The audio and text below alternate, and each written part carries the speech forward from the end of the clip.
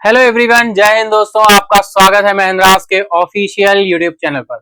बिल्कुल यार, हम वीकेंड में आ चुके हैं और सैटरडे में आ चुके हैं डियर। 19 अगस्त का करंट अफेयर लेकर मैं तैयार हूं। क्या आप भी तैयार हैं? तो चलिए शुरू करते हैं, बढ़ते हैं अपने इंस्पिरेशनल कोट की तरफ।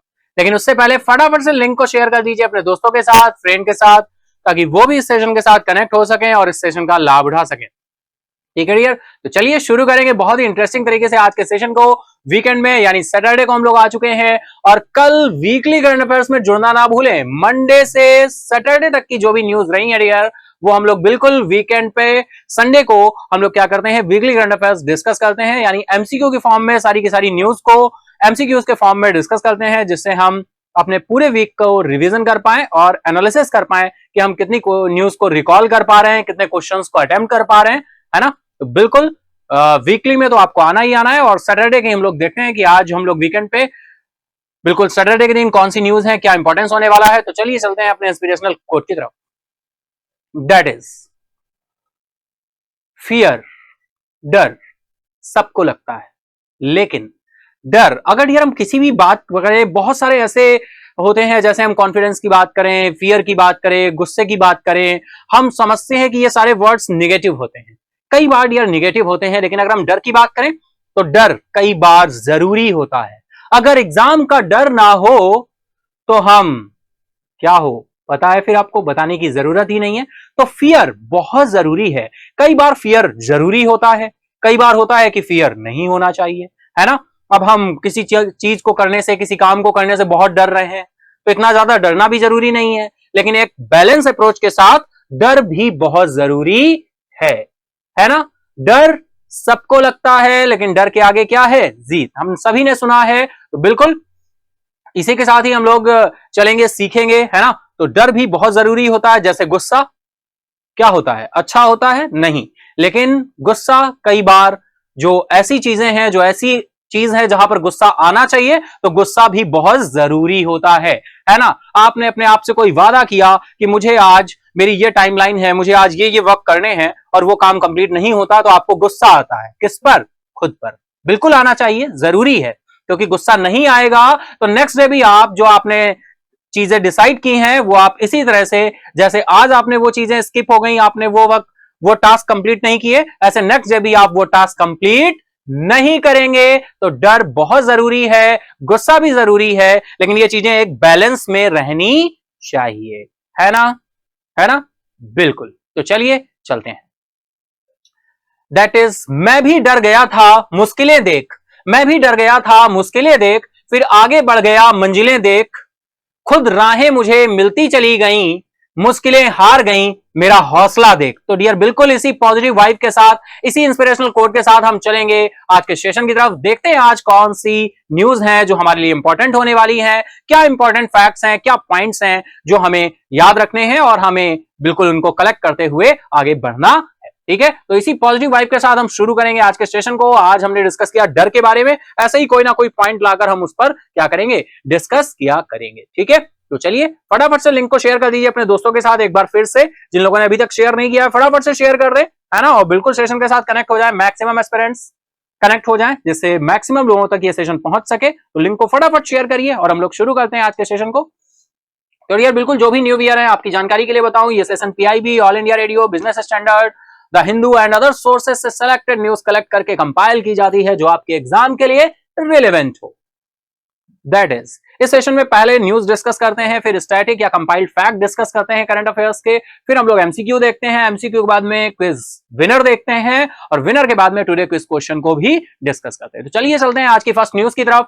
फर्स्ट न्यूज डियर आ रही है, बिल्कुल हम बात करें तो जो भी आपके यहां पर प्रेसिडेंट के द्वारा अप्रूवल दिया गया है कीर्ति Chakra, Shaurya Chakra and armed forces CAPF personnels को, जो यहां पर अवार्ड्स दिए गए हैं, उनकी हम बात यहां पर करने वाले हैं। तो चलिए फटाफट से देखते हैं, वन बाय वन सारे पॉइंट्स को देखते हुए चलेंगे। डियर प्रेसिडेंट साहब ने अप्रूव किया है 4 कीर्ति चक्र, है ना। कितने कीर्ति चक्र अप्रूव किए हैं? 4 कीर्ति चक्र को अप्रूव किया है। 4 कीर्ति चक्र, 11 शौर्य चक्र, और for armed forces and CAPF personnels. किसके लिए? सीएपीएफ पर्सनल्स के लिए। ठीक है, चलिए तो फटाफट चलेंगे। Next is president Droupadi Murmu approved 76 gallantry awards दिए गए। यार कितने अवार्ड्स दिए गए हैं? गैलेंट्री अवार्ड 76 आपके गैलेंट्री अवार्ड्स दिए गए हैं, वीरता पुरस्कार दिए गए हैं। कितने? 76। तो ये बात आपको याद रखनी है, वीरता पुरस्कार। ठीक है, 76 वीरता पुरस्कार। ठीक है, गैलेंट्री अवार्ड्स, गैलेंट्री अवार्ड्स। ठीक है, 76 gallantry awards president Droupadi Murmu के द्वारा अप्रूवल दे दिया गया है। प्रेसिडेंट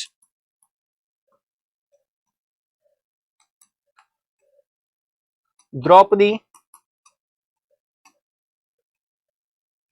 मुर्मू, प्रेसिडेंट द्रौपदी मुर्मू जी के द्वारा क्या दे दिया गया है? अप्रूवल दे दिया गया है, अप्रूव्स। ठीक है, तो क्या क्या पॉइंट ध्यान रखने हैं हम बिल्कुल वन बाय वन देखते हुए चलेंगे। सबसे पहले 76 आपको ध्यान रखने हैं, 76 gallantry awards armed forces and central armed police force, CAPF, central armed police forces. ठीक है, फुल फॉर्म बिल्कुल ध्यान रखिएगा, बहुत ही सिंपल सा है, central armed police forces, central armed police forces. ठीक है dear, central armed police forces on the evening of the 77th independence day. Dear बिल्कुल ये इंडिपेंडेंस डे के मौके पर दिए जाते हैं, तो 76 इंडिपेंडेंस डे के मौके पर, है ना, इंडिपेंडेंस डे हो या रिपब्लिक डे, दोनों ही मौकों पर आपके दिए जाते हैं ये। इंक्लूडिंग 4 कीर्ति चक्र हैं। डियर कितने कीर्ति चक्र हैं आपके? 4 कीर्ति चक्र हैं, तो ये पॉइंट भी ध्यान रखिएगा, 4 कीर्ति चक्र हैं, 4 कीर्ति चक्र।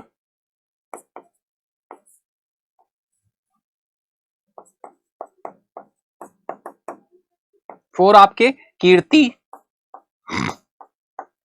चक्र हैं, और ऑल पॉस्थुमस, सारे के सारे पॉस्थुमस दिए गए हैं डियर। एंड 11 आपके शौर्य चक्र हैं, ये 5 पॉस्थुमस हैं, 11 आपके शौर्य चक्र हैं, शौर्य चक्र हैं, और इसमें से 5 आपके क्या हैं? पॉस्थुमस हैं। पॉस्थुमस मतलब मरणोपरांत दिए गए हैं, 5 पॉस्थुमस आपके दिए गए हैं, पॉस्थुमस। ठीक है, और हम कीर्ति चक्र में बात करें तो ये सारे के सारे आपके कैसे हैं? ऑल पॉस्थुमस हैं, ऑल पॉस्थुमस। ठीक है, तो ये पॉइंट यहां पर आपको ध्यान रखना है। चलिए इसी के साथ हम लोग चलते हैं नेक्स्ट 76 गैलेंट्री अवार्ड्स। ठीक है, चलिए नेक्स्ट पॉइंट, जबकि सभी कीर्ति चक्र प्राप्तकर्ता केंद्रीय रिजर्व पुलिस फोर्स से संबंधित, यानी जो कीर्ति चक्र दिए गए हैं, 4 जो कीर्ति चक्र हैं डियर,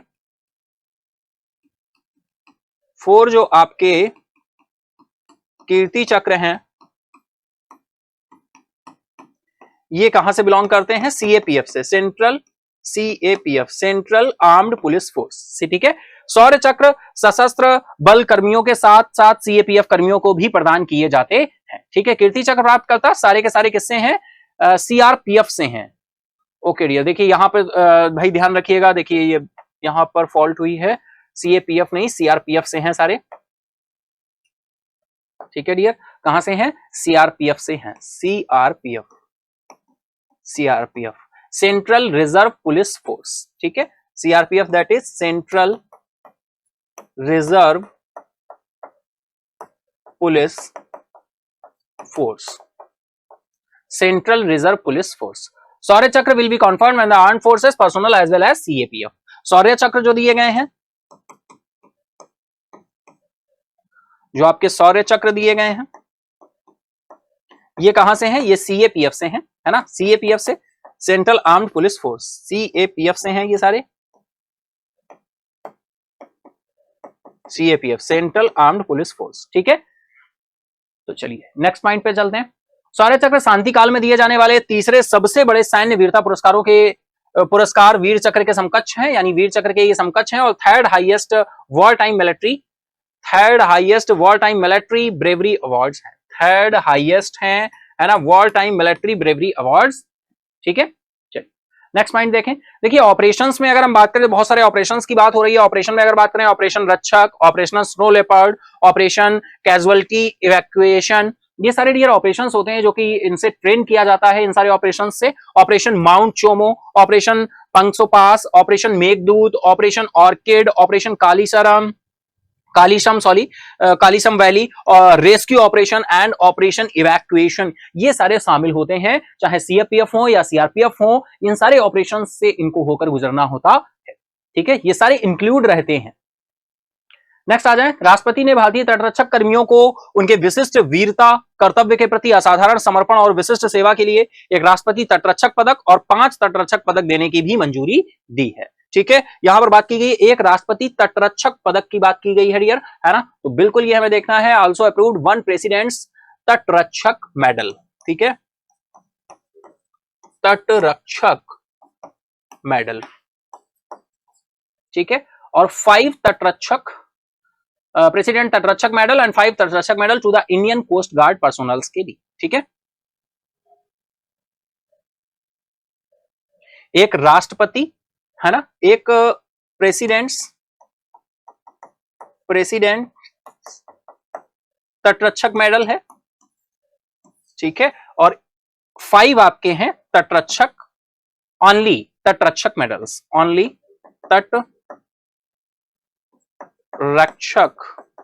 मेडल देने का भी अप्रूवल दिया है। 5 तटरक्षक मेडल है और एक तटरक्षक मेडल, एक प्रेसिडेंट तटरक्षक मेडल है, और ये डियर किसको देने की बात की है? इंडियन कोस्ट गार्ड पर्सोनल्स को, इंडियन कोस्ट गार्ड पर्सोनल को, इंडियन कोस्ट गार्ड पर्सोनल को। ठीक है, इंडियन कोस्ट गार्ड पर्सोनल को देने की बात की गई है। ठीक है, तो आपको ये पॉइंट इस तरह से ध्यान रखने। ठीक है, नेक्स्ट पॉइंट आ रहा है, ये पुरस्कार 26 जनवरी 1990 से हर साल गणतंत्र दिवस और स्वतंत्रता दिवस के अवसर पर भारतीय तटरक्षक बल के कर्मियों को दिए जाते हैं। ठीक है, ये पुरस्कार 26 जन 1990 से हर साल गणतंत्र दिवस और स्वतंत्रता दिवस के अवसर पर भारतीय तटरक्षक बल के कर्मियों को क्या किए जाते हैं? दिए जाते हैं। ठीक है, तो डियर ओवरऑल ये हमारी न्यूज थी। अब यहाँ पर क्या क्या पॉइंट्स है जो हमें ध्यान रखने या नोट करने हैं, तो चलिए हम एक बार आपको दिखा देता हूँ क्या क्या हाईलाइटेड पॉइंट है जो आपको ध्यान रखने। देखिए 1 बाय 1 मैं सारे पॉइंट्स आपको बताता चल रहा हूँ। डियर फर्स्ट पॉइंट आपको ध्यान रखना है, 76 गैलेंट्री अवार्ड्स का अप्रूवल दिया है प्रेसिडेंट ने। ठीक है, तो पहला पॉइंट आपका ये हो गया, फर्स्ट। सेकंड पॉइंट आपको ध्यान रखना है कि भाई यहां पर 4 कीर्ति चक्र दिए गए हैं, ये पॉइंट ध्यान रखना है। तीसरा पॉइंट आपको ध्यान रखना है क्या कि 11 शौर्य चक्र दिए गए हैं, और 11 शौर्य चक्र में 5 पॉस्टमस हैं, ये ध्यान रख सकते हैं तो बहुत अच्छी बात, वरना इतना आपको डिटेल में नहीं जाना। पहला पॉइंट 76 गैलेंट्री अवार्ड, 4 कीर्ति चक्र दिए गए हैं, 11 शौर्य चक्र दिए गए हैं। ठीक है, 3 पॉइंट हो गए। चलिए नेक्स्ट चलते हैं। नेक्स्ट पॉइंट क्या था? नेक्स्ट पॉइंट था जो डियर कीर्ति चक्र दिए गए हैं, ये किसको दिए गए हैं? ये सीआरपीएफ को दिए गए हैं, सीआरपीएफ जवानों को दिए गए हैं। CRPF central reserve police force, ठीक है, जो कि सीआरपीएफ से बिलोंग करते हैं, उनको कीर्ति चक्र दिए गए हैं। शौर्य चक्र किनको दिए गए हैं? शौर्य चक्र दिए गए हैं सीएपीएफ यानी central armed police force, central armed police force, central armed police force, ये इनको दिए गए हैं सीएपीएफ को। ठीक है, तो ये आपका 4th पॉइंट हो गया और ये आपका 5th नंबर पॉइंट हो गया। क्लियर इतनी बात? 76 गैलेंट्री अवार्ड, कीर्ति चक्र 4, शौर्य चक्र 11, कीर्ति चक्र सीआरपीएफ से रिलेटेड दिए गए हैं और शौर्य चक्र सीएपीएफ से रिलेटेड दिए गए हैं। ठीक है, नेक्स्ट प्लीज हम चलें। तो डियर अगर हम बात करें यहां पर शौर्य चक्र की शांति काल में दिए जाने वाले तीसरे, 3rd highest war time military bravery awards हैं। ठीक है, फिर इसके बाद ऑपरेशंस, यहां पर एज अ इंफॉर्मेशन सारे ऑपरेशंस बताए गए हैं, है ना, तो बस ये एज अ इंफॉर्मेशन है, आप इसको ध्यान रख सकते हैं, सुन सकते हैं, है ना। ये सारे ऑपरेशंस होते हैं जिनको टाइम टू टाइम जरूरत पड़ने पर इनका यूज किया जाता है ना। नेक्स्ट आ जाए इंडियन कोस्ट गार्ड, फिर ये आपका 5th पॉइंट हो गया। तो 6 नंबर पॉइंट निकल कर आया कि इंडियन कोस्ट गार्ड पर्सोनल्स को, इंडियन कोस्ट गार्ड पर्सोनल्स के लिए प्रेसिडेंट ने क्या अप्रूवल दिया? प्रेसिडेंट ने अप्रूव किया एक आपका प्रेसिडेंट तटरक्षक मेडल और 5 आपके तटरक्षक मेडल, एक आपका प्रेसिडेंट तटरक्षक मेडल और 5 आपके तटरक्षक मेडल्स। ठीक है, आई होप इतना पॉइंट आपको क्लियर होगा। तो कितने पॉइंट्स यहां से हमने निकाले? 6 पॉइंट्स निकल के आए हैं जो आपको यहां पर ध्यान रखने हैं और इनको 1 बाय 1 क्या कर लेना है? नोट कर लेना है। ठीक है, आई होप इतना पॉइंट आपको क्लियर होगा। ठीक है, चलें आगे। तो चलिए चलते हैं नेक्स्ट न्यूज की तरफ, नेक्स्ट पॉइंट की तरफ, नेक्स्ट न्यूज की तरफ। नेक्स्ट न्यूज आ रही है अपॉइंटमेंट से। डियर अगर हम बात करें, गवर्नमेंट ऑफ इंडिया ने अपॉइंट किया है आर दोराईस्वामी को। आर दोराईस्वामी एलआईसी भारतीय जीवन बीमा निगम के प्रबंध निदेशक नियुक्त किए गए हैं। एज अ मैनेजिंग डायरेक्टर के पद पे इनको अपॉइंट किया गया है आर दोराईस्वामी। तो इनका नाम बिल्कुल आपको ध्यान रखना है, गवर्नमेंट ऑफ इंडिया के द्वारा ये अप्रूवल आया है, ये अपॉइंटमेंट निकल कर आ रहा है, तो आपको इनका नाम ध्यान रखना है। आर दोराईस्वामी को as a managing director appoint किया गया है। ठीक है, चलिए देखते हैं कैसे कनेक्ट करेंगे भाई। तो बहुत ही simple that, government of India, appointed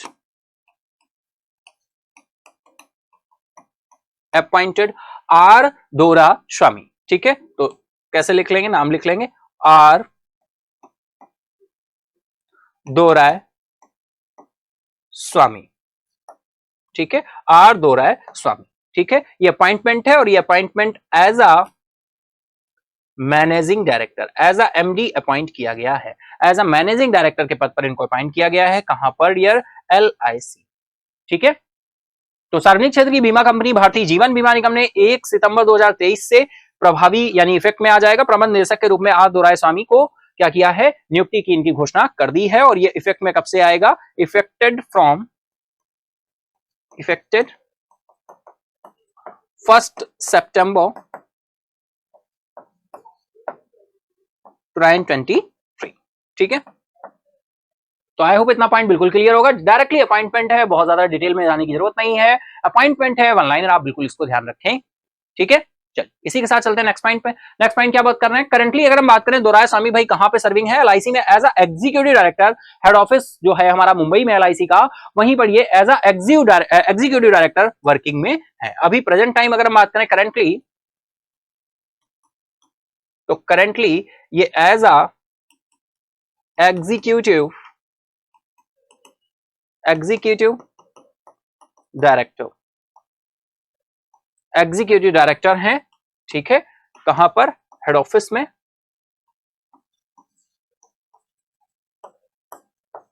LIC में क्या, executive, as a executive director. ठीक है, और ये 1 सितंबर से एज अ मैनेजिंग डायरेक्टर पर इनका अपॉइंटमेंट हो चुका है।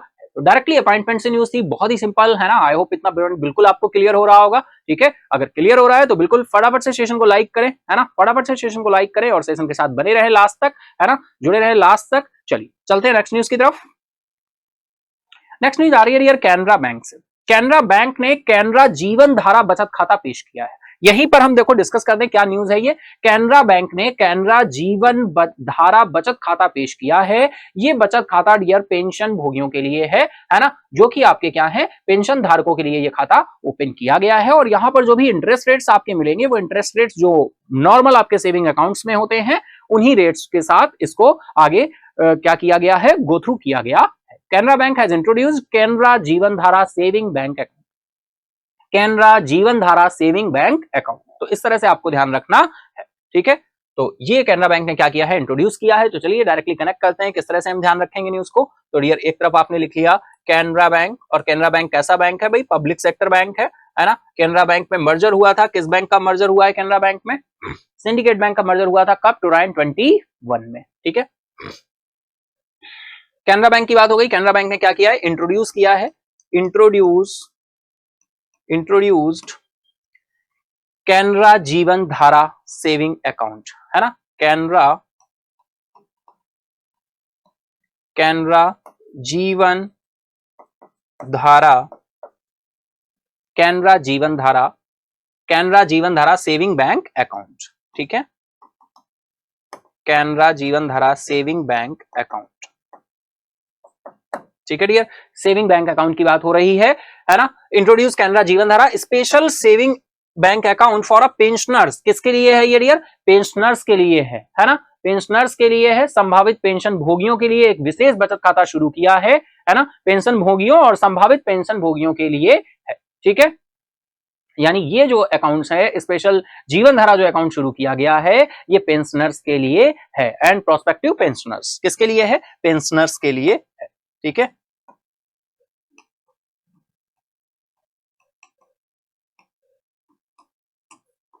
तो ये पॉइंट ध्यान रखिएगा। नेक्स्ट इज हम चलें, पेंशनर्स के लिए है, all the employees who retired on a voluntary basis. ठीक है, अगर कोई भी कर्मचारी, वे सभी कर्मचारी जो स्वैच्छिक आधार पर या सामान्य सेवानिवृत्ति हुए हैं, वो सब इसके लिए क्या होंगे, एलिजिबल होंगे। जो वॉलेंटरी बेसिस पे क्या करते हैं, नॉर्मल रिटायरमेंट्स लेते हैं, वो ऑल्सो एलिजिबल यहां पर होंगे। ठीक है, वे सभी कर्मचारी जो स्वैच्छिक आधार पर या सामान्य सेवानिवृत्ति पर सेवानिवृत्त हुए हैं, वो इस अकाउंट के लिए क्या होंगे, एलिजिबल होंगे।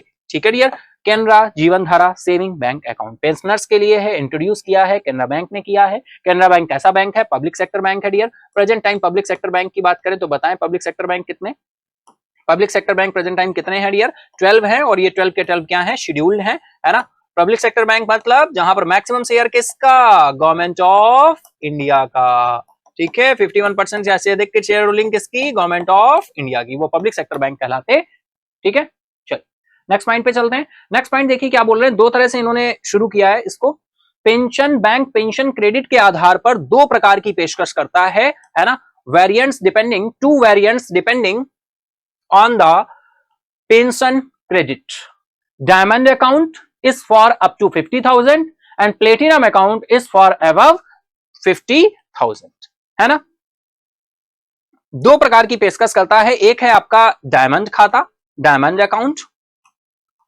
जो डायमंड अकाउंट है वो डियर कितने का है? For up to ₹50,000, up to 50,000, ठीक है। एंड जो प्लेटिनम अकाउंट है, जो प्लेटिनम अकाउंट है वो अबव 50,000, वो क्या है? वो अबव 50,000, ठीक है डियर। आई होप बिल्कुल पॉइंट आपको क्लियर होगा यहां तक, है ना? इतना क्लियर हो रहा है सभी को? आई होप बिल्कुल क्लियर हो रहा होगा, है ना? चलिए चलते हैं नेक्स्ट पॉइंट पे। नेक्स्ट पॉइंट भाई, कैनरा जीवन धारा इंटरेस्ट रेट की अगर हम बात करें तो interest rate on Jeevan Dhara saving account will be same as regular saving account. जो रेगुलर सेविंग अकाउंट पे इंटरेस्ट रेट रहता है सेम एज वेल एज वही यहां पर भी रहेगा।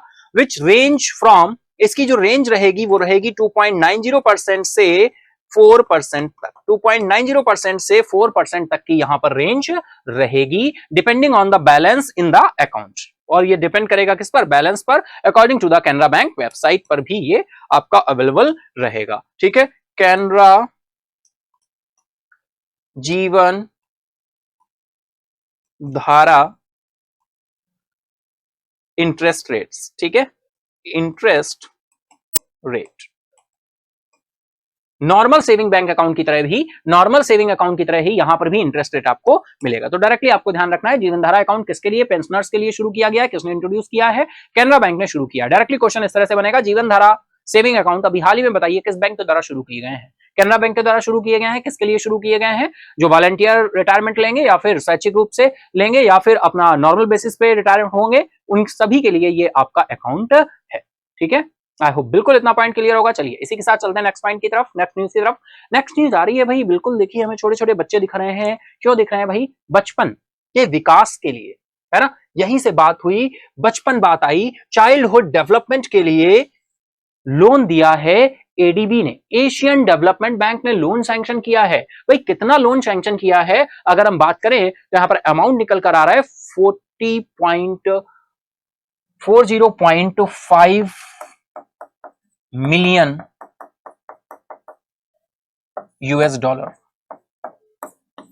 ठीक है। 40.5 मिलियन यूएस डॉलर का लोन सैंक्शन किया है ना? ये लोन सैंक्शन किया है, और ये लोन किसने सैंक्शन किया है? एडीबी, एशियन डेवलपमेंट बैंक, है ना? एशियन डेवलपमेंट बैंक ने लोन सैंक्शन किया है, और ये लोन सैंक्शन किया है चाइल्डहुड डेवलपमेंट के लिए। किसके लिए सैंक्शन किया डियर? चाइल्डहुड डेवलपमेंट के लिए। तो बिल्कुल आपको ये पॉइंट ध्यान रखना होगा डियर, चाइल्डहुड, जो भी नोट करते चल रहे हैं डियर, इस तरह से पॉइंट को आप नोट कर लेंगे, चाइल्डहुड डेवलपमेंट,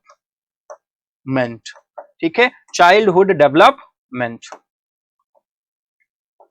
चाइल्डहुड डेवलपमेंट के लिए। और इन मेघालय, है ना? मेघालय में कहां पर, किस स्टेट की बात हो रही है? मेघालय की बात हो रही है, मेघालय,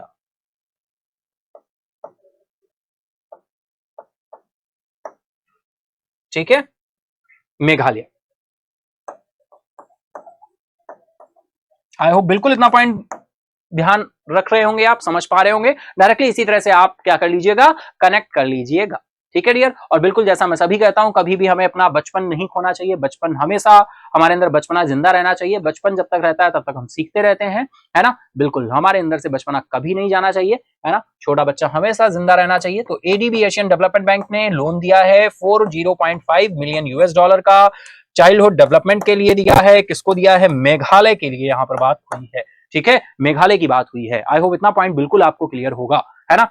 ये अमाउंट जरूर ध्यान रखना है, डायरेक्टली ये अमाउंट हमारे एग्जाम का पार्ट बन जाते हैं डियर। आप सभी को पता है लोन किसके द्वारा सैंक्शन किया गया है, एशियन डेवलपमेंट बैंक के द्वारा सैंक्शन किया गया है। कौन सा राज्य है, north eastern state, 7 sister states में हमारा राज्य आ रहा है मेघालय। क्लियर है इतनी बात? चलिए देखते हैं नेक्स्ट पॉइंट पे क्या बात निकल कर आ रही है। नेक्स्ट बोल रहे हैं एशियाई विकास बैंक ने पूर्वोत्तर राज्य मेघालय में एकीकृत प्रारंभिक बचपन के विकास और मात्र मानसिक स्वास्थ्य के लिए 40.5 मिलियन अमेरिकी डॉलर के ऋण को मंजूरी दी है। तो बिल्कुल वही बात यहां पर की गई है डियर, मैटरनल मेंटल हेल्थ की बात की है, maternal mental health, maternal mental health मात्र मानसिक स्वास्थ्य और प्रारंभिक बचपन विकास की बात हो रही है, यानी अर्ली चाइल्डहुड डेवलपमेंट की बात हो रही है ना, अर्ली चाइल्डहुड डेवलपमेंट। ठीक है, चलते हैं नेक्स्ट देखिए क्या बात कर रहे हैं। मेघालय सरकार की इस परियोजना में 15.27 million US dollar of the project. Meghalaya सरकार इस परियोजना में कितने मिलियन अमेरिकी डॉलर का योगदान दे रही है? तो डियर मेघालय जो गवर्नमेंट है,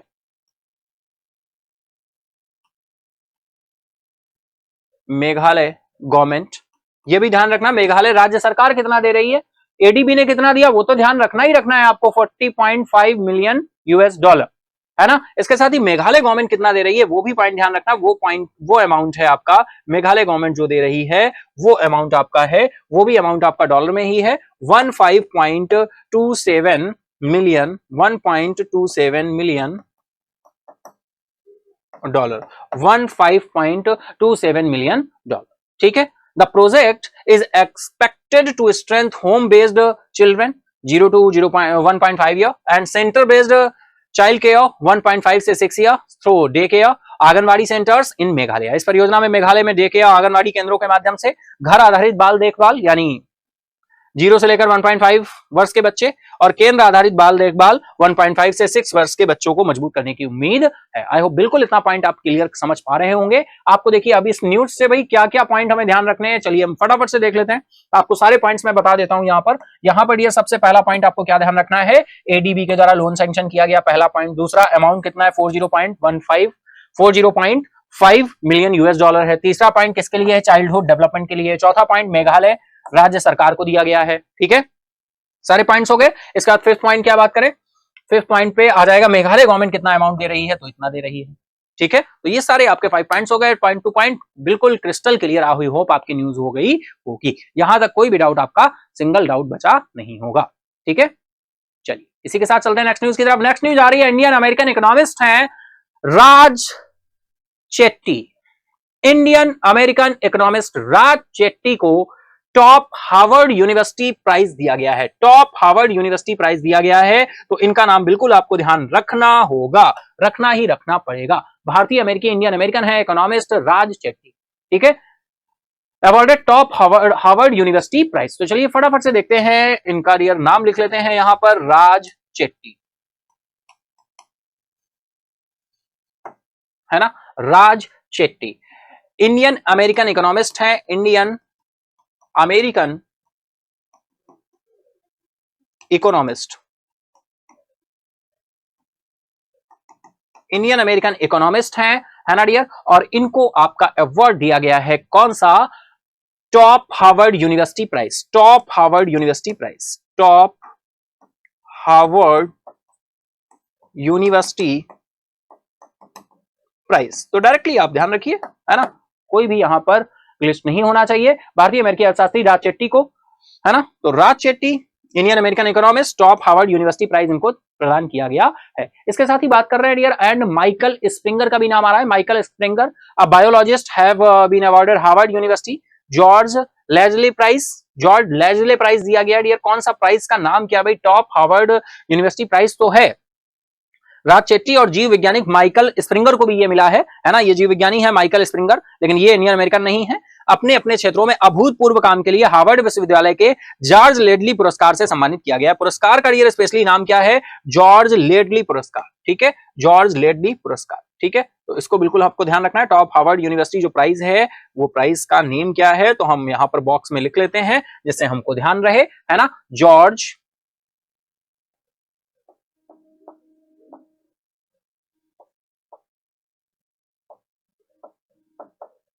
लेडली प्राइस। ठीक है, आई होप बिल्कुल पॉइंट आपको क्लियर होगा। Raj Chetty, Indian American economist, top Harvard University prize, George Ledley prize से इनको मिला है। ठीक है, नेक्स्ट आ जाए चेट्टी। हार्वर्ड विश्वविद्यालय में अर्थशास्त्र के प्रोफेसर चेट्टी को आर्थिक गतिशीलता में उनके काम के लिए यह अवार्ड दिया गया है। इकोनॉमिक मोबिलिटी के लिए दिया गया है। इकोनॉमिक मोबिलिटी के लिए उनको यह प्राइज दिया गया है, इकोनॉमिक मोबिलिटी के। ठीक है, चलिए आई होप बिल्कुल इतना पॉइंट आपको क्लियर है। हम लोग चलते हैं नेक्स्ट ईयर बात हो रही है इंडिया की फर्स्ट लॉन्ग रेंज रिवॉल्वर जिसका नाम है प्रबल। इसको लॉन्च किया जाएगा 18 अगस्त को, या 18 अगस्त को लॉन्च किया जा चुका है। बिल्कुल, आज हम 19 अगस्त में हैं। तो इंडिया की फर्स्ट लॉन्ग रेंज रिवॉल्वर है प्रबल, जिसको लॉन्च किया गया है 18 अगस्त को। कुछ ऐसे इंपॉर्टेंट पॉइंट बनेंगे, बिल्कुल हम देखते हैं, है ना। डायरेक्टली पूछ दिया जाए भाई प्रबल क्या है, तो आपको पता होना चाहिए भारत की पहली लंबी दूरी की रिवॉल्वर है ना। India's first long range revolver, India's first long range revolver. तो भाई कैसे कनेक्ट करोगे, बिल्कुल हम लोग देखते हैं। India's first long range revolver, India's first long range revolver, long range revolver जिसका नाम क्या है, प्रबल, जिसका नाम है प्रबल। और डियर इसकी लॉन्चिंग कब हुई है, तो इसको लॉन्च किया गया, लॉन्च 18 अगस्त, 18 अगस्त। कुछ और इंटरेस्टिंग फैक्ट देख लेते हैं। 18 अगस्त को लॉन्च करने के लिए तैयार है। रिवॉल्वर का निर्माण जो है कानपुर स्थित राज्य के स्वामित्व वाले उद्यम AWEIL द्वारा किया गया है। किसके द्वारा इसका जो इसे तैयार किया गया है, मैन्युफैक्चर किया गया है। तो मैन्युफैक्चर किसके द्वारा किया गया है, यह भी पॉइंट हमको यहां पर देखना होगा। तो मैन्युफैक्चर्ड किसके द्वारा है डियर, मैन्युफैक्चर्ड बाय, तो मैन्युफैक्चर्ड बाय AWEIL। अब ये AWEIL क्या है डियर, तो advanced weapon and equipment India limited, advanced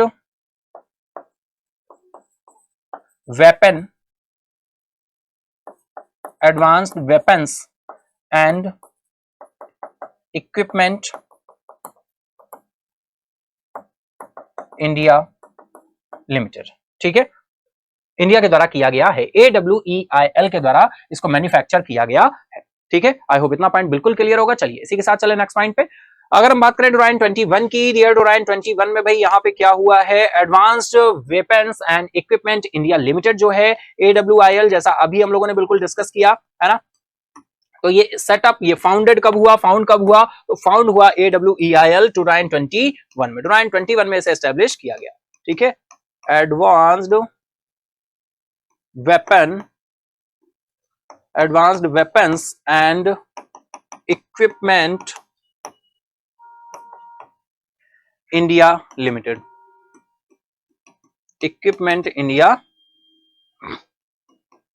limited is a government owned entity, government owned entity है, सरकारी स्वामित्व वाली एक इकाई है, गवर्नमेंट एंटिटी है, locate in Armapur locality of Kanpur. Dear अगर हम बात करें तो कानपुर के अरमापुर में ये स्थित है। ठीक है, कानपुर के अरमापुर में स्थित है, अरमापुर। ठीक है, लोकल प्लेस का भी नाम ध्यान रखना है आपको, कानपुर के अरमापुर में स्थित। ठीक है, आई होप बिल्कुल इतना आपको क्लियर होगा। प्रबल का नाम ध्यान रखना है, 18 अगस्त को लॉन्च हुई है, इंडिया की फर्स्ट लॉन्ग रेंज रिवॉल्वर है, India's first long range revolver. ठीक है, India's first long range revolver.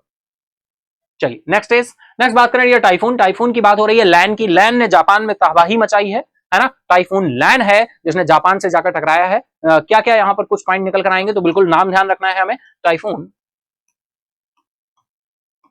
Typhoon directly यही पूछा जाएगा, बताइए लैंड टाइफून अभी हाल ही में हमें कहां पर देखने को मिला, कहां पर जाकर इसने तबाही मचाई है। तो जापान की बात करें, जापान की राजधानी टोक्यो है ना। टाइफून लैन ने 15 अगस्त को जापान में दस्तक दी, जिससे भारी बारिश और तेज हवाएं चली हैं। लैन इस मौसम का 7वां, ये 7th नंबर का आपका 7th ट्रॉपिकल स्टॉर्म है, 7th ट्रॉपिकल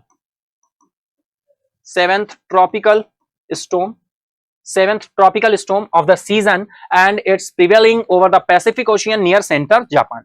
ये डियर और ये मध्य जापान के पास प्रशांत महासागर के ऊपर क्या हुआ है, हावी हुआ है। ठीक है, तो बिल्कुल आपको ध्यान रखना है टाइफून लैन 7th नंबर का ट्रॉपिकल स्टॉर्म है और डियर ये जापान में क्या हुआ है, बिल्कुल जापान में इसने तबाही मचाई है। नेक्स्ट इज बात करें तूफान टोक्यो से लगभग 400 किलोमीटर दक्षिण पश्चिम में वायाकामा प्रांत के शियोनोमिशाकी के पास पहुंचा, है ना डियर। ये टाइफून जो होते हैं कई बार ये पूछ दिया जाता है कहां से भाई ये उठे हैं, है ना, कहां से इनका ओरिजिनेशन हुआ है, तो ये सब पूछ दिया जाता है। तो टाइफून मेड लैंडफॉल नियर, यहां पर लोकल प्लेस की बात करें तो ये बात हो रही है शियोनोमिशाकी, है ना, near Shionomisaki in Wakayama prefecture about 400 kilometre south west of Tokyo. Tokyo से साउथ वेस्ट की तरफ 400 किलोमीटर की दूरी पर ये यहां से आपका आया है तूफान।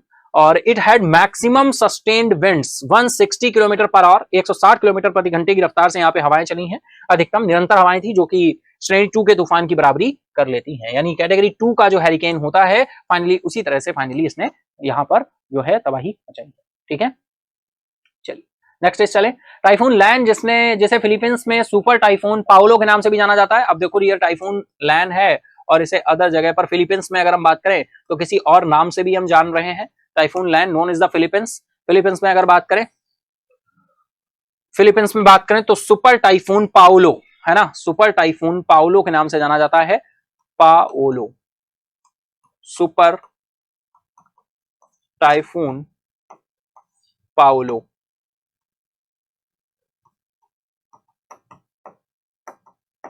सुपर टाइफून पाओलो के नाम से जाना था। 2017 में दुनिया भर में तीसरा सबसे तीव्र उष्णकटिबंधीय चक्रवात था। कौन सा, यही। ठीक है, 2017 में दुनिया भर का तीसरा सबसे बड़ा उष्णकटिबंधीय चक्रवात। ठीक है, आई होप बिल्कुल इतना पॉइंट क्लियर होगा। चलिए इसी के साथ हम लोग चलते हैं नेक्स्ट न्यूज की तरफ। नेक्स्ट न्यूज की तरफ चलें। नेक्स्ट न्यूज हमारी आ रही है ऑबिचरी से। पूर्व रक्षा अनुसंधान निकाय के प्रमुख वीएस अरुणाचलम का निधन हो गया है। तो ये हमें ऑबिचरी बिल्कुल ध्यान रखनी है। पूर्व रक्षा अनुसंधान निकाय प्रमुख हैं वीएस अरुणाचलम, जिनका हाल ही में निधन हुआ है। Former defence research body chief VS Arunachalam pass away. ठीक है, तो डायरेक्टली हमें ध्यान रखना है वीएस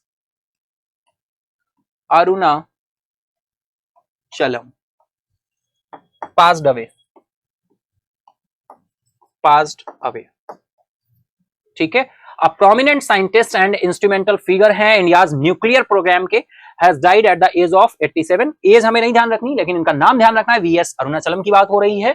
प्रमुख वैज्ञानिक और भारत के परमाणु कार्यक्रम में महत्वपूर्ण भूमिका निभाने वाले हैं ये, है ना। तो हम प्रोमिनेंट साइंटिस्ट की तरह से इनको जानते हैं। डायरेक्टली क्वेश्चन यही बनेगा कि बताइए इनका हाल ही में निधन हुआ है अभी वीएस अरुणाचलम का, ये किस फील्ड से बिलोंग करते हैं, है ना। ये डायरेक्टर हैं, ये साइंटिस्ट हैं, है ना। तो ये क्या है, प्रोमिनेंट साइंटिस्ट रहे हैं, प्रोमिनेंट साइंटिस्ट हैं।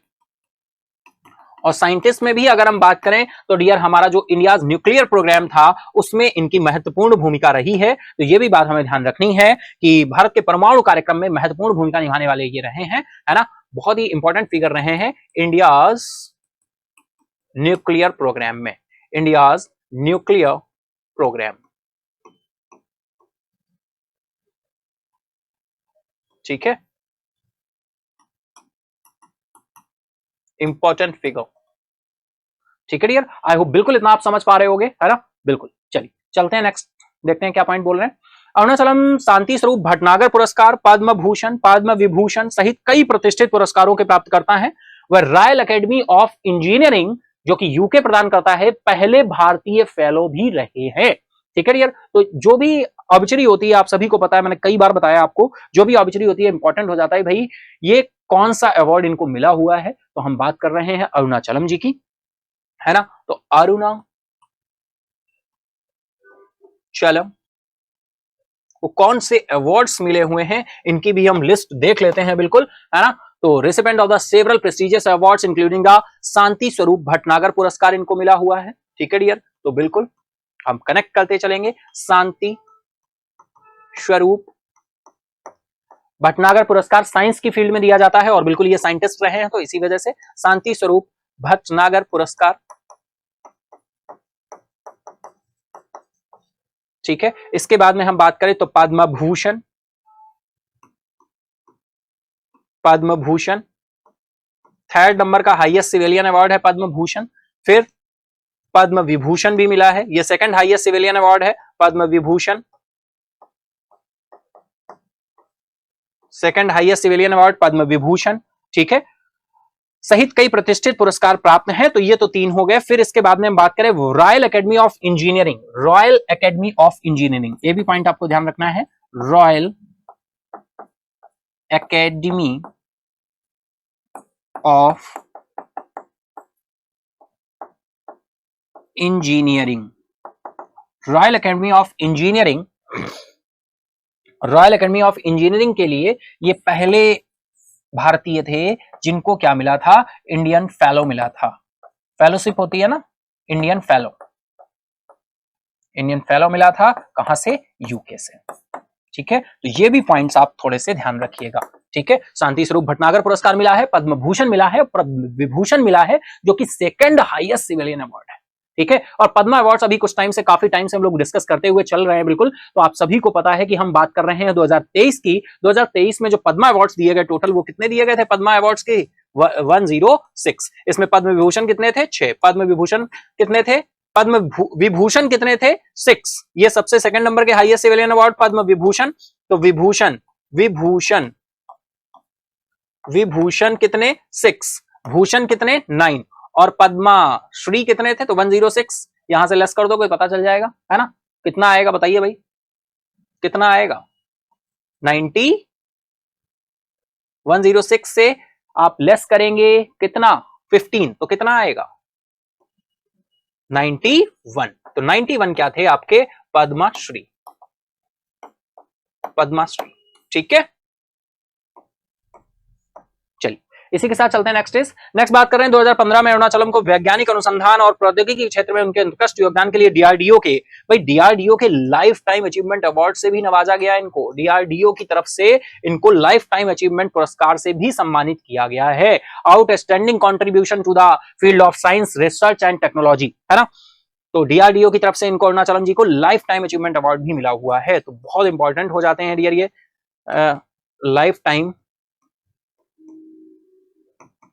Achievement award, life time achievement award भी इनको मिला है इनके आउटस्टैंडिंग कंट्रीब्यूशन के लिए, ठीक है। डीआरडीओ के चेयरमैन कौन है, फटाफट से बताएंगे आप, है ना। डीआरडीओ के चेयरमैन कौन है, डीआरडीओ का हेडक्वार्टर कहां है, कमेंट बॉक्स में बताएंगे। आई होप इतना पॉइंट क्लियर हो रहा होगा आप सभी को। हम लोग चलते हैं नेक्स्ट इज डियर, एक और इमिनेंट साइंटिस्ट आ रहे हैं हमारे, पद्मश्री विजेता है ये MRS राव, इनका भी निधन हुआ है और ये बेंगलुरु में इनका निधन हुआ है ना, 75 इयर्स में। तो बिल्कुल ये भी ऑबिचुरी से हमारी न्यूज आ रही है, ये भी वैज्ञानिक है, हमारे साइंटिस्ट हैं, और डियर ये पद्मश्री अवार्डी हैं MRS राव, है ना। तो चलिए देखते हैं इनके बारे में।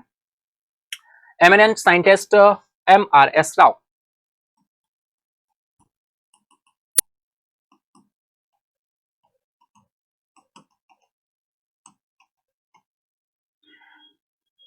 MRS राव पास्ड अवे, ठीक है, पास्ड अवे। प्रख्यात भारतीय वैज्ञानिक और पद्मश्री अवार्डी हैं डियर ये इनको कौन सा अवार्ड मिला हुआ है, पद्मश्री, पद्मश्री अवार्डी हैं ये, है ना, पद्मश्री अवार्डी हैं, पुरस्कार सम्मानित हैं। मंचनहल्ली रंगास्वामी सत्यानारायण, है ना डियर, इनके पूरे नाम की बात करें, MRS राव बोल रहे हैं ना, तो MRS राव यानी मंचनहल्ली रंगास्वामी सत्यानारायण राव, जिन्हें MRS राव के नाम से जाना जाता है। बेंगलुरु के टाटा नगर स्थित उनके आवास पर उनका क्या हो गया है, निधन हो गया है। तो डायरेक्टली इनको भी ध्यान रखना है आपका। MRS राव ये भी इमिनेंट साइंटिस्ट हैं, पद्मश्री अवार्डी हैं ये। कुछ और पॉइंट उनके बारे में देखें तो विज्ञान और इंजीनियरिंग के क्षेत्र में उनके योगदान के लिए उन्हें 2010 में पद्मश्री पुरस्कार प्रदान किया गया था। तो 2010 में इन्हें डियर पद्मश्री अवार्ड मिला था, पद्मश्री अवार्ड मिला हुआ था, पद्मश्री अवार्ड मिला है इन्हें, है ना। विज्ञान और अनुसंधान के क्षेत्र में उनके योगदान के लिए उन्हें कर्नाटक राज्य सरकार के द्वारा MV विश्वेश्वरैया पुरस्कार से भी सम्मानित किया गया है, ठीक है डियर। तो ये भी पॉइंट ध्यान रखिएगा, MV विश्वेश्वरैया पुरस्कार से भी सम्मानित किया गया है, MV विश्वेश्वरैया अवार्ड से भी सम्मानित किया गया है ना। और ये कर्नाटका स्टेट गवर्नमेंट के द्वारा किया गया है, किसके द्वारा, कर्नाटका स्टेट गवर्नमेंट के द्वारा, कर्नाटका स्टेट गवर्नमेंट, ठीक है डियर। आई होप इतने दोनों ही पॉइंट आपको ध्यान रखने, ठीक है। तो डियर ये था हमारा पॉइंट्स, इनके अवार्ड्स जो इनको मिले हुए थे। नेक्स्ट हम आ जाएं तो एक और पॉइंट बोल रहे हैं, वह 2003 से 2013 तक Jawaharlal Nehru centre for advance scientific research के अध्यक्ष भी रहे हैं dear. Jawaharlal Nehru centre for advance science research, Jawaharlal Nehru centre advance science research के ये क्या रहे हैं, प्रेसिडेंट रहे हैं। तो ये भी पॉइंट ध्यान रखिएगा 2003 से 2013 तक, ठीक है। तो ये दो ऑब्जर्वेटरी थी, दोनों ये ऑब्जर्वेटरी हमारी इंपॉर्टेंट थी, दोनों ही साइंटिस्ट हैं आपके, अलग अलग इनका योगदान है ना डियर। तो दोनों के ही नाम आपको बिल्कुल ध्यान रखने, ठीक है डियर। तो ये था हमारा आज का न्यूज का सिलसिला। आई होप आपने सारी की सारी न्यूज को बहुत अच्छे तरीके से, इंटरेस्टिंग तरीके से समझा होगा, पॉइंट टू पॉइंट मैंने डिस्कस किया है ना, बहुत ही अच्छे तरीके से आप समझे होंगे। चलिए हम लोग चलते हैं स्टैटिक जीके की तरफ, और आज हम देखते हैं स्टैटिक जीके में हम क्या डिस्कस करने वाले हैं डियर। तो चलिए फटाफट से हम लोग चलेंगे। आज हम स्टैटिक जीके में आपके लिए कुछ इंपॉर्टेंट एब्रिविएशंस लाए हैं, और इसके साथ ही कितने अल्फा न्यूमेरिक डिजिट्स यहां पर यूज होते हैं उनकी भी बात हम करने वाले हैं डियर। तो बिल्कुल हम बात करें CVV that is called verification value. Card verification value जो होती है डियर, ये आपके 3 डिजिट होते हैं, आप सभी को पता है, सीवीवी बोलते हैं कार्ड वेरिफिकेशन वैल्यू, जो एटीएम के बैक साइड में आपका होता है 3, ठीक है। फिर HUID की बात करें, hallmark unique identification. Hallmark unique identification कितने डिजिट होते हैं, 6। BSR बेसिक स्टैटिस्टिकल रिटर्न्स बात करें डियर, तो कितने, 7 डिजिट होते हैं। MMID मोबाइल मनी आइडेंटिफायर की बात करें तो यहां पर कितने होते हैं, 7। स्विफ्ट की बात करें, society for world wide interbank financial telecommunication, 8 to 11 alpha numeric digit होते हैं, 8 to 11 अल्फा न्यूमेरिक डिजिट होते हैं। स्विफ्ट की बात करें डियर, तो स्विफ्ट का हेडक्वार्टर कहां है, तो इसका हेडक्वार्टर ब्रुसेल्स में है, इसका हेडक्वार्टर ब्रुसेल्स में है, बेल्जियम के ब्रुसेल्स में, ठीक है, बेल्जियम के ब्रुसेल्स में, ठीक है। Swift society for world wide interbank financial telecommunication. Next is बात करें डियर, MICR आ रहा है, मैग्नेटिक इंक कैरेक्टर रिकॉग्निशन, आप सभी जानते हैं कितने डिजिट हैं, 9 डिजिट होते हैं डियर। पैन कार्ड की बात करें, परमानेंट अकाउंट नंबर 10 है ना। IFSC Indian financial system code कितने, 11 digit. UIDAI unique identification authority of India, Aadhaar card 12 unique identification authority of India है ना, 12।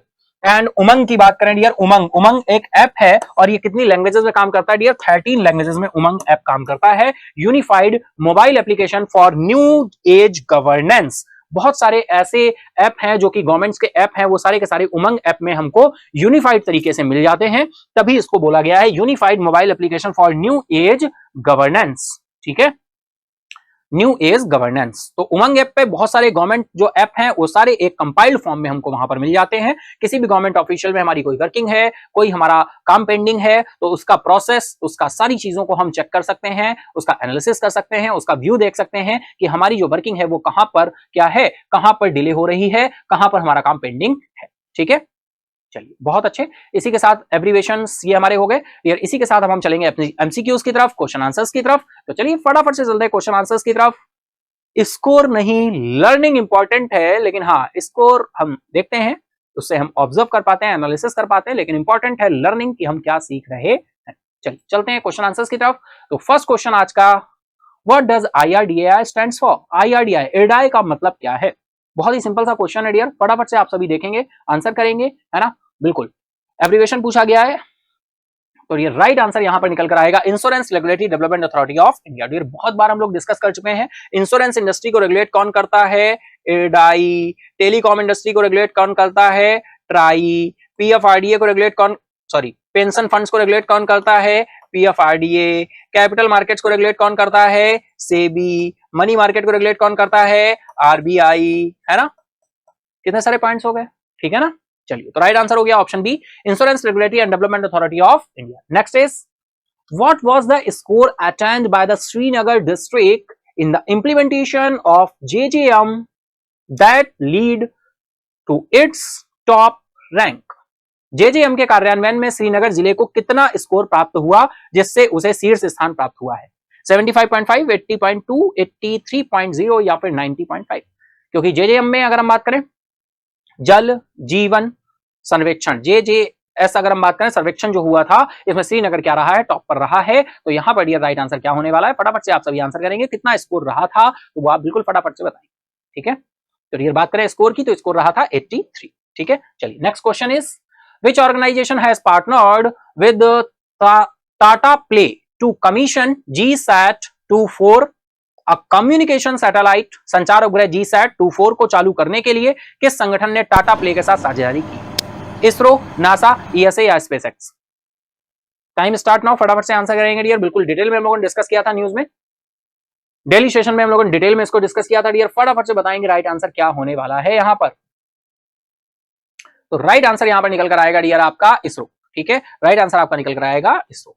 चलिए next question is who is the chairman of managing director of new space India limited? NSIL के chairman and MD के रूप में किसे appoint किया गया है? Shri S Somanath, Shri Radhakrishnan Duraji, Shri AS Kiran Kumar, Shri K Siwan. बहुत अच्छा क्वेश्चन है डियर। अगर हम बात करें राइट आंसर की तो यहां पर राइट आंसर निकल कर क्या आएगा उससे पहले आपको आंसर करना पड़ेगा, है ना? तो बिल्कुल कमेंट बॉक्स में आंसर्स करते रहिए और अपने स्कोर को जानने की कोशिश करिए कि आप कितना स्कोर करते हैं डेली सेशन में। चलेंगे नेक्स्ट क्वेश्चन की तरफ, आंसर की तरफ। तो आंसर आपका निकल कर आ रहा है ऑप्शन बी, श्री राधा कृष्णन दुरायराज। ठीक है ना, चलिए next question is Jayesh Saini को ग्लोबल लीडर अवार्ड 2023 में क्यों सम्मानित किया गया है? For his contribution to global education, for his efforts in environmental conservation, for his role in health care expansion in Africa, या फिर for his innovation in the technology sector? फटाफट answer करेंगे। चलेंगे आंसर की तरफ, देखते हैं राइट आंसर क्या है। तो राइट आंसर निकल कर क्या आएगा इससे पहले आपको आंसर करना पड़ेगा, है ना? चलिए चलते हैं आंसर की तरफ, देखते हैं राइट आंसर क्या है। राइट आंसर है आपका option C, for his role health care expansion in Africa. Next question is what is the main purpose of the Investor Education and Protection Fund IEPF introduced by the central government? केंद्र सरकार द्वारा शुरू किए गए निवेशक शिक्षा और संरक्षक कोष का मुख्य उद्देश्य क्या है? Investor education and protection fund. तो फटाफट से आंसर करेंगे, time start now. Promoting awareness about government schemes, enhancing corporate profits, या फिर protecting investors interest and promoting awareness, funding political campaigns? Recall कर पा रहे हैं? फटाफट से रिकॉल करिए, आंसर करिए। चलेंगे आंसर की तरफ, राइट आंसर निकल कर आएगा यार, protecting investors interest and promoting awareness. Option C is right now. Daily session में आप रहते हैं, न्यूज को ध्यान से फोकस करते हैं, नोट्स बनाते हैं, तो बिल्कुल आप आंसर कर पाए। Who select McKinsey Accenture to use AI and ML, AI that is artificial intelligence machine learning to improve regulatory supervision? विनियामक पर्यवेक्षण में सुधार के लिए AI और ML का उपयोग करने के लिए मैकिन्से एसेंचर के साथ का चयन किसने किया है? RBI, SBI, ADB या फिर IMF? तो डियर फटाफट से आंसर करेंगे, टाइम स्टार्ट नाउ हो चुका है। हम बात करें राइट आंसर की तो राइट आंसर निकल कर आएगा यहां पर RBI, reserve bank of India. Next is who flagged off the Tiranga bike rally organized in New Delhi on 11th of August 2023? 11 अगस्त 2023 को नई दिल्ली में आयोजित तिरंगा बाइक रैली को किसने हरी झंडी दिखाई? Prime minister of India, president of India, vice president of India या मिनिस्ट्री ऑफ कल्चर? तो फटाफट से आंसर करेंगे, बहुत ही सिंपल सा क्वेश्चन का आंसर है, बहुत ही सिंपल सा क्वेश्चन है डियर। चले हम आंसर की तरफ, तो देखते हैं राइट आंसर क्या होने वाला है। तो राइट आंसर है वाइस प्रेसिडेंट ऑफ इंडिया। बिल्कुल वाइस प्रेसिडेंट ऑफ इंडिया के द्वारा झंडी दिखाई गई थी, है ना? Next question, where is the biggest floating solar project in India located? भारत में सबसे बड़ी फ्लोटिंग सौर परियोजना कहां स्थित है? स्टैटिक जीके का बहुत ही popular question.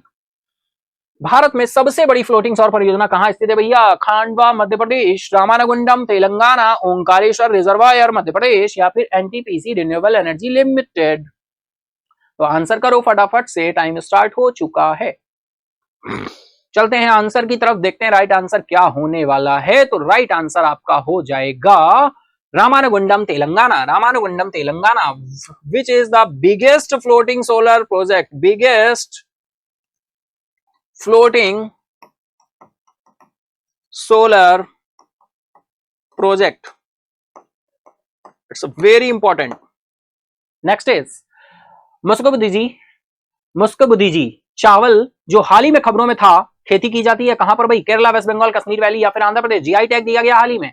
मुस्कबुदी rice which was recently seen in the news is cultivated in? तो राइट आंसर की बात करेंगे डियर, तो बिल्कुल फटाफट से आंसर करिए। चलते हैं राइट आंसर की तरफ, राइट आंसर निकल कर आएगा यहां पर Kashmir valley. Option C is right now. Next question हमारा कंप्लीट हुआ। अब हम चलते हैं फटाफट से कल के क्विज आंसर की तरफ। तो कल के क्विज के आंसर की बात करें तो यार कल के क्विज का राइट आंसर है ऑप्शन ए, यानी 20 जुलाई। एक्सप्लेनेशन दिया हुआ है फाइनली सेशन कंप्लीट होने के बाद। डिस्क्रिप्शन बॉक्स में पीडीएफ का लिंक मिल जाएगा, उस लिंक पर जाकर आप पीडीएफ को डाउनलोड कर सकते हैं। वहां से पूरी की पूरी पीडीएफ को आप देख सकते हैं कि क्या क्या डिस्कस हुआ, कैसे कैसे कहां पर क्या रहा है। एनोटेशन के साथ आपको पीडीएफ प्रोवाइड हो जाती है। तो ये था हमारा कल का क्विज क्वेश्चन और इसका राइट आंसर आपका 20 जुलाई हो जाएगा। Option A is right now. देख लेते हैं अपने विनर की तरफ चलते हैं, देखते हैं आज के विनर कौन है। विनर तो आप सभी हैं, लेकिन आज का रिकॉग्निशन किसे मिला है तो बिल्कुल देखेंगे। चलते हैं अपने फर्स्ट विनर की तरफ। और ये जो हमारे फर्स्ट विनर आ रहे हैं, ये बिल्कुल फर्स्ट टाइम फर्स्ट विनर बने हैं, न्यू वियर हैं ये, बहुत ज्यादा टाइम नहीं हुआ है इनको, लेकिन आज ये बिल्कुल फर्स्ट विनर है। प्रिंस मिश्रा नाम है इनका। Congrats dear, well done, very good, है ना। ये हमारे आज के फर्स्ट विनर है प्रिंस मिश्रा। चलते हैं सेकंड विनर की तरफ। तो सेकंड विनर हमारे 3 पार्टिसिपेंट्स हैं जो सेकंड विनर हैं, और आप सभी जानते हैं सेकंड विनर में सुरभि सिन्हा, श्यामोलिमा फुकन और प्रिंस वर्मा, ये हमारे आज के सेकंड विनर है। Congrats dear, well done, clapping करेंगे आप सभी, है ना, कॉन्ग्रेट्स। चलते हैं थर्ड विनर की तरफ। तो आज के हमारे थर्ड विनर है सरोज अग्रवाल और Riya Sharma. Congrats dear, well done. चलते हैं वॉलंटियर की तरफ। वॉलंटियर में आ रहे हैं शशांक जायसवाल, मोहम्मद नसीम और सरिता मौर्य, ये हमारे आज के वॉलंटियर हैं। कॉन्ग्रेट्स डियर, वेल डन, आप सभी को बहुत अच्छे, वेल डन, ठीक है डियर। तो चलिए चलते हैं आज के क्विज क्वेश्चन की तरफ, देखते हैं आज का क्विज क्वेश्चन क्या होने वाला है। बिल्कुल तैयार हो जाइए। जो भी न्यू ईयर है उनकी जानकारी के लिए बता दूं, जो भी क्विज क्वेश्चन होता है उसका आंसर आपको सेशन एंड अप होने के बाद मेन कमेंट बॉक्स में करना होता है राइट स्पेलिंग के साथ। जो भी सबसे पहले राइट स्पेलिंग के साथ राइट आंसर करता है वो हमारा फर्स्ट विनर होता है। अगर हमें फर्स्ट कमेंट उसका बहुत ही जल्दी मिल जाता है, यानी जिसका सबसे पहले कमेंट मिलता है वो हमारा फर्स्ट विनर होता है। तो चलिए फटाफट से चलते हैं क्विज क्वेश्चन की तरफ। तो ये रहा आज का quiz question. Which IIT recently launch the AI for India 2.0 programme. हाल ही में किस आईआईटी ने एआई फॉर इंडिया 2.0 कार्यक्रम लॉन्च किया है? IIT Madras, IIT Kanpur, IIT Delhi या फिर आईआईटी कोलकाता? तो बिल्कुल सेशन एंड अप होने का इंतजार करिए और फटाफट से इस क्वेश्चन का राइट आंसर कमेंट बॉक्स में करिए, और बिल्कुल जिसका सबसे पहले आंसर रिसीव होगा वो हमारा फर्स्ट विनर होगा। तो डियर ये था आज का सेशन। आई होप आज के सेशन को आपने एंजॉय किया होगा। अगर आपने आज के सेशन को एंजॉय किया है तो फटाफट से जाके लाइक करें, अपने दोस्तों के साथ, फ्रेंड के साथ शेयर करना ना भूलें, और अगर अभी तक नहीं किया है सब्सक्राइब तो सब्सक्राइब कर लें महेंद्राज ऑफिशियल को। तो डियर वीकेंड बिल्कुल सैटरडे आ चुका है, हम लोग संडे कल वीकली करंट अफेयर्स में बिल्कुल जुड़ना ना भूलें। मॉर्निंग में पूरे के पूरे वीक के हम कंपाइल्ड जो एमसीक्यूज हैं उनको डिस्कस करेंगे, है ना, बहुत ही अच्छे तरीके से। फटाफट से बिल्कुल कल सेशन में कनेक्ट हो और अपने आप को ऑब्जर्व करें, एनालिसिस करें कि आप कितने क्वेश्चंस को राइट कर पा रहे हैं। ठीक है, तो आज के लिए इतना ही। Thank you everyone, good bye, take care, have a nice day, thank you. Subscribe now and press the bell icon. Never miss a